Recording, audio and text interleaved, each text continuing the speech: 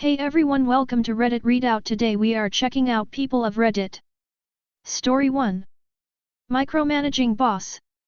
About 2 years ago I had this boss who was a typical micromanager, would time how long you took in the toilet, wouldn't let you even say hello to your coworkers in the morning, denied me annual leave while complaining that I had too much leave stockpiled, called me non-stop on the one day I did have off and got upset because I wouldn't answer my phone, forced hugs on me when I'm not a hugger, etc. etc. I was thankful when she got moved on to a different department. Well, this week I finally got my petty revenge. I ran into an old family friend this week out socially and turns out old boss had applied to work for them. I didn't lie when asked what they were like as a manager, just explained my experience with them. Family friend is now not hiring them and I don't feel bad. Story 2. Want to charge us extra for something that didn't happen? Have fun with your reviews tanking. This happened a few years ago. My GF at the time, now wife, and I used to vacation in Asheville, booking cabins through a rental company. She grew up there and loved it, plus she had friends/family in the area that we would visit while there. One of the rules the company had was that no extra guests were allowed to stay overnight, or there would be a fee. This rule never bothered us, as we never planned on having that. But, we did invite a couple of my GF's friends over to hang out for a little while. They got there around 7 to 8 and stayed until about 11 p.m. before heading home. We finished the trip, had a great time and went home thinking all was good. A couple days after we got home, I got an email from a woman in the rental company who claimed that their maintenance guy saw that we had people stay over and we were being charged an extra $200 for breaking occupancy rules. Next came a back and forth between her and I where I told them noon stayed overnight, and that they left around 10:30–11 p.m. But she claimed to me that occupancy is anyone being in the cabin at all, which made no sense. I looked up the legal definition of occupancy which did not side with her, but she told me it didn't matter and they would charge me the extra $200. Cue the revenge.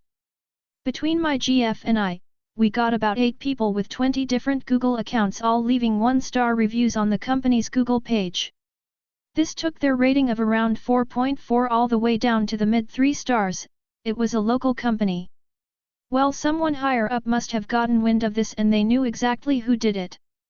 Within a couple hours, I got several emails from the original woman and her supervisor apologizing for the misunderstanding and asking how they could get us to take down the bad reviews. After telling them it was clearly not a misunderstanding, I told them to kick rocks since they wanted to treat us that way, and long story shorter than it could be, we ended up getting an offer of $200 off our next visit if we took the reviews down, and they obviously refunded me that extra $200 plus another $100 off that stay. Karen, I hope you understand what occupancy means now, if you still have a job.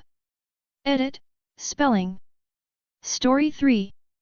Karen vs Baby wins. This happened when our oldest, now in her 20s, was a baby. I was laid off from my job 2 days before I gave birth to our first child. Believe me when I tell you, it was financially rough, but the 5 months that I had at home with her were pretty awesome. I breastfed both of our children. This is not a pro or con breastfeeding post, so don't come for me, and felt that as long as I was covered, I could feed my child anywhere I wanted to. I breastfed in malls, restaurants, church, doctor's offices, you name it. And yes, this is not the only Karen story I have about breastfeeding. But this is one of the funniest. So picture it. It's a beautiful fall afternoon and my daughter and I have headed to the park to go for a walk. But just as we arrive, my daughter decided that she was a little peckish. I pulled her out of her car seat, climbed into the passenger seat, rolled down the windows, and started feeding my kid. This wasn't the first time I had found myself in the car feeding my kid, so I had a stack of magazines that I would pull out to thumb through while my kid ate. I should mention that my kid was a sipper, so breastfeeding took a minute. Now I had parked my van so the front was facing a copse of trees.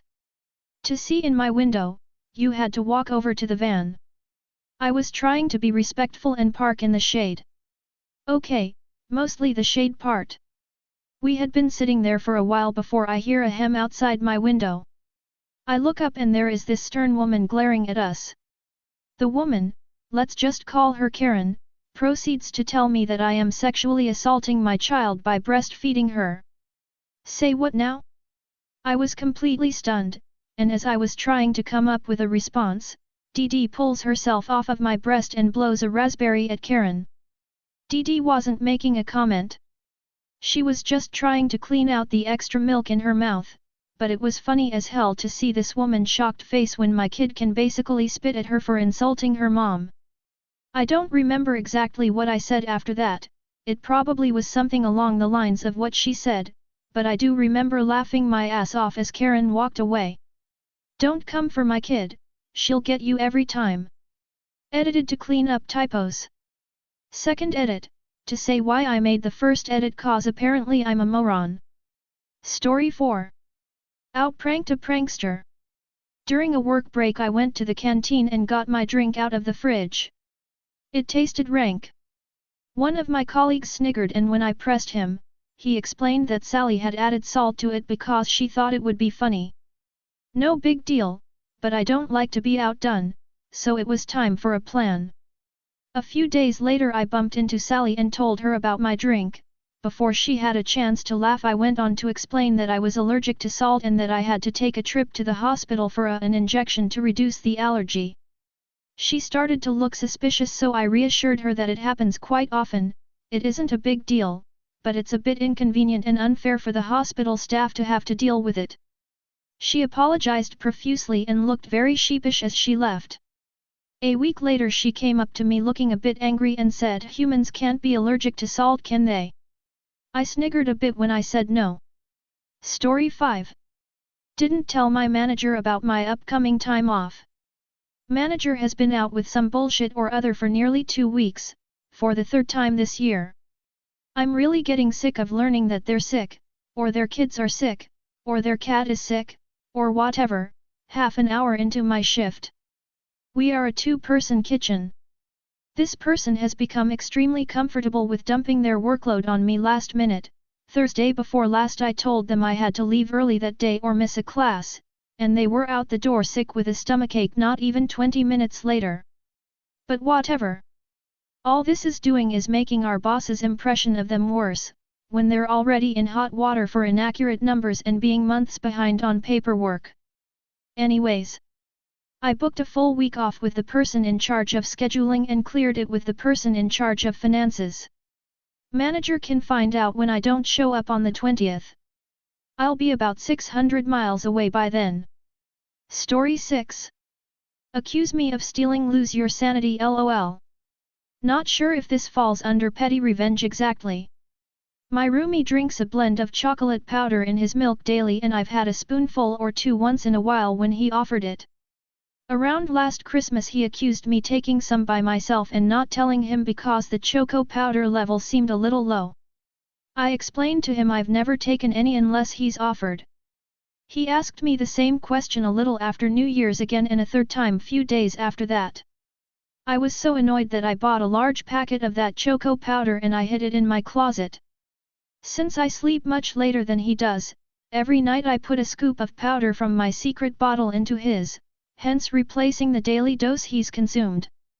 So for the past 5 odd months, the level of powder in the bottle has remained the same and even though he hasn't mentioned anything, it's very fun to watch him feel annoyed once in a while at the lack of depleting levels of powder in his bottle. LOL. Story 7. Move my bike, I'll keep moving yours.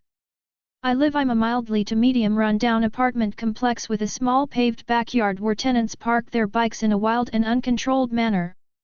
The backyard is lined with a couple of garages that can be rented. They're originally meant for cars, but are only used for storage, because it's almost impossible to navigate cars into them, due to the shape and size of the backyard. One of the garages was abandoned a couple of years ago and promptly claimed by the cyclists. It's obviously not a great solution because the only good spots in the garage are front left or front right. The bikes in the back are hard to get to and the ones that are in the front center get pushed over a lot. However, the garage spots are the only ones not exposed to rain. Therefore they get piled up in there. I also park my bicycle in the garage and for the reasons stated above get excited when one of the coveted front side spaces is free. This was the case a couple of weeks ago. Naturally, it tickled me a bit when I found my bike had been moved to the center the next day and another bike was in my spot. I put it down to someone moving by bike to get their bike from the back of the garage and them not returning my bike to its spot and someone else claiming the now free spot. That's how things go in the garage. It's life. As you probably guessed by the title, this was not actually a mistake though. I realized this in the following days and weeks when my now enemy's bike kept appearing in the same spot on the front right wall of the garage. Until then all of us other tenants were just passive-aggressively cohabitating. Sure, now and then a bike got manhandled in the process of freeing another one. But this person was no longer on the defensive, person was on the offensive. I got to test my theory a couple of weeks later when they had temporarily vacated their self-claimed spot, by parking my bike there. Sure enough, when I came back my bike was moved to the center again and theirs was back in the wall spot. I find this to be unacceptable. That's not how you precariously cohabitate, that's how you start fights. They're not even reserving their spot with a towel, as is famously the manner of my people, at least with sunbeds. No, they are taking this to the next level, luring people in with the sight of a free prime position and then sneakily attacking from the shadows.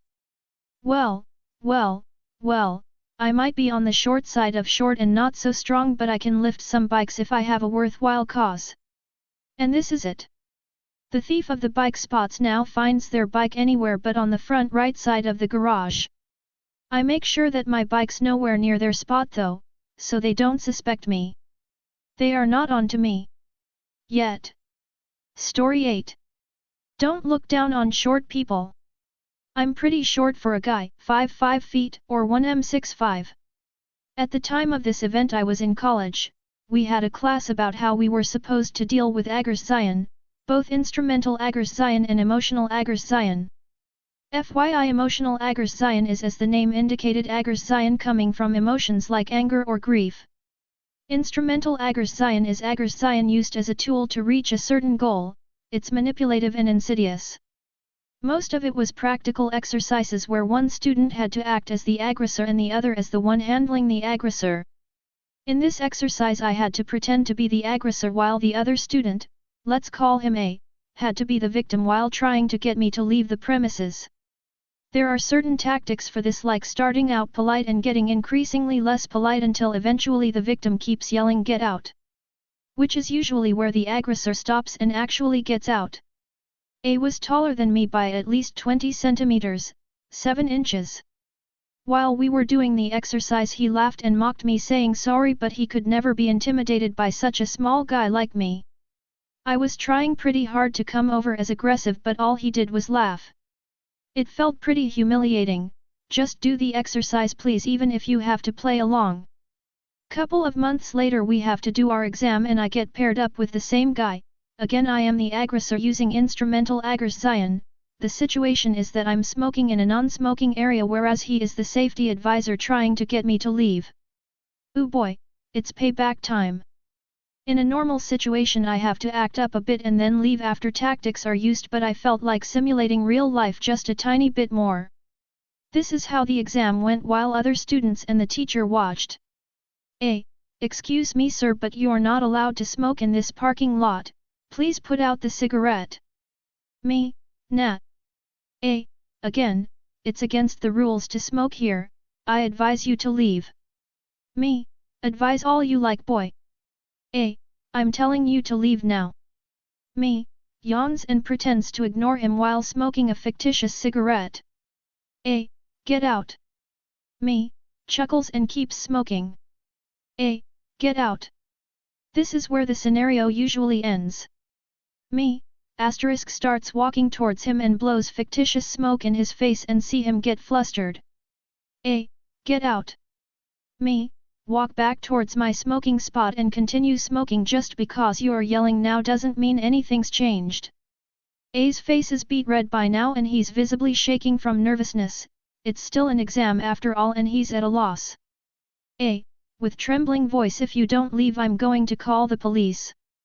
Me, cool as an ice cube, go ahead, few more puffs and my cig is finished anyway. A, pretends to call the police. Me, welp, I'm done, see ya dumbass. Scenario end. Visible relief on A's face and that of the surrounding students who thought it was all a bit too intense. A walks up to me complaining that I dragged it out too long, respond by telling him things don't always play out the way you've learned them in class. Teacher agreed with what I said and follows up by saying that the important thing was that I left even if his actions didn't have that much impact on me. He still did everything by the book, so it's not like he failed his exam, which wasn't my intention either. I just wanted to give him a hard time because shorties are people too, jackass. TLDR, fellow student calls me short so I make him tremble. That's all for today. Please don't forget to like and subscribe.